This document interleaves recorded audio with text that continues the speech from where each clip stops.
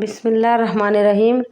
আসসালামু আলাইকুম প্রিয় দর্শক, এই দেখেন কি বানিয়ে ফেললাম।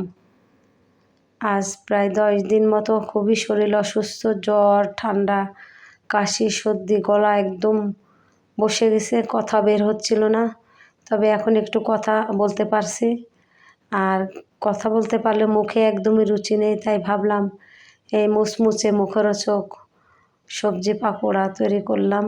আর এই পাকোড়াটা কীভাবে তৈরি করেছি সেটাই আপনাদেরকে শেয়ার করব। প্রথম থেকে শেষ পর্যন্ত দেখতে থাকবেন। প্রথমে আমি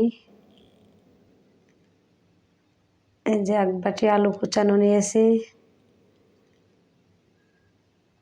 খোসা সহ 4-5টা পটল কুচানো নিয়েছি, কাঁঠালের বিচি কুচানো নিয়েছি, পেঁয়াজ কুচানো নিয়েছি,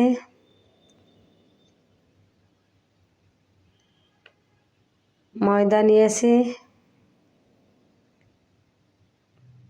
চালের গুঁড়া নিয়েছি। চালের গুঁড়া না থাকলে ময়দা দিলেই হবে। আমি এখানে আস্ত কোয়া রসুন খোসা সহ একটু ছেঁচে নিয়েছি, আদা কুচি করে নিয়েছি,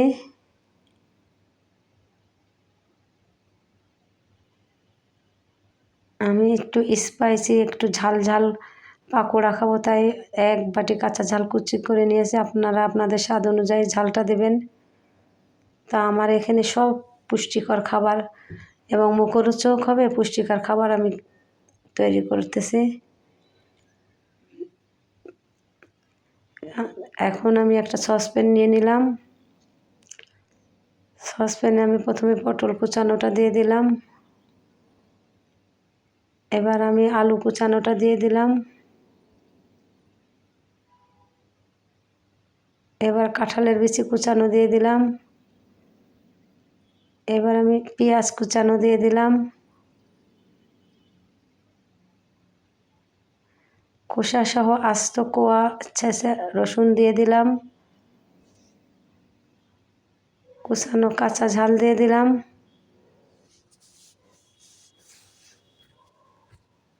আদা কুচানো দিয়ে দিলাম,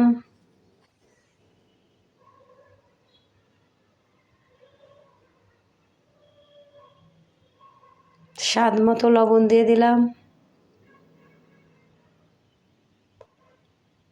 1 চামচ হলুদের গুঁড়া দিয়ে দিলাম। এখন আমি সবজিগুলো একসাথে ভালো করে মেখে নেব, চটকে চটকে মেখে নেব। সবজিগুলো মাখাতে মাখাতে নরম হয়ে আসবে। সবজিগুলো আমার নরম হয়ে এসেছে। এখন আমি ময়দা ঢেলে দেব। ময়দা দিয়ে আমি ভালো করে চটকে নেব। তারপর আমি চালের গুঁড়াটা ঢেলে দিলাম।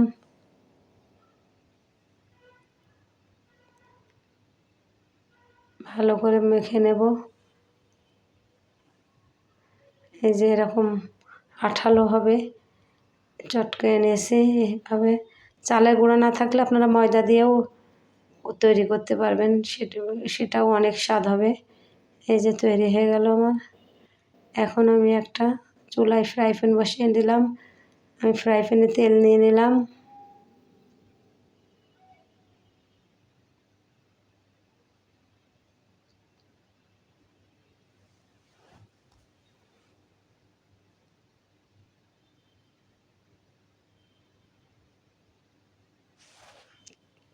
তেলটা আমার গরম হয়ে এসেছে। এখন আমি হাতের সাহায্য চ্যাপ্টা করে গোল করে নিয়ে প্রথমে, তারপরে চ্যাপ্টা করে পাকোড়াটা দিয়ে দিলাম।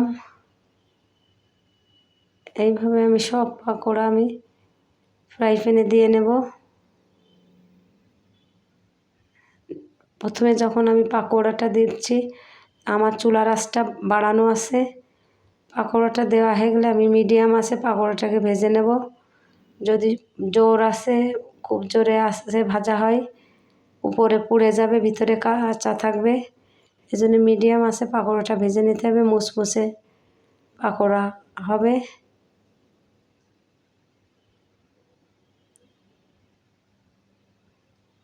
এখন আমি পাকোড়াগুলোকে উল্টে দিলাম।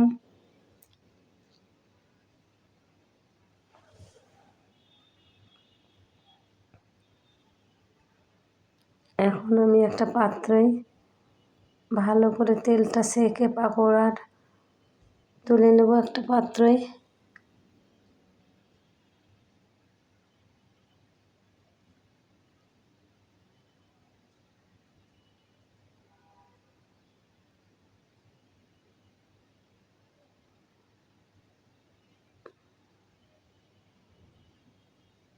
বাকি পাকোড়াগুলো আমি তুলে ফেললাম।